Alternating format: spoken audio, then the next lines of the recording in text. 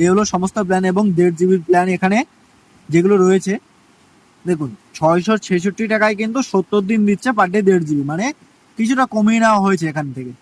আর 239 টাকার যে প্ল্যানটি রয়েছে সেখানে কিন্তু আমরা দেখতে পাচ্ছি 22 দিন প্রতিদিন 1.5 জিবি করে। আর এখানে যে 300 টাকার প্ল্যানটি রয়েছে সেটা কিন্তু 28 দিনের জন্য এবং প্রতিদিন 1.5 জিবি ডেটা, আপনারা দেখতেই পারছেন। তবে এখানে আরো অনেকগুলো প্ল্যান রয়েছে। আর ক্যালেন্ডার মান্থ অর্থাৎ 30 দিনের জন্য যদি করেন তাহলে 319 টাকা করতে হবে।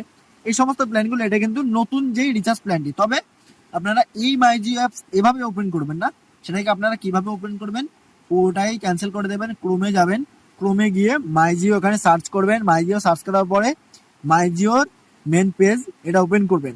ওপেন করার পরে জাস্ট কিছুটা লোডিং হলো। লোডিং হওয়ার পর আমি আমার নাম্বার দিয়ে এটা লগ ইন করে ফেলেছি।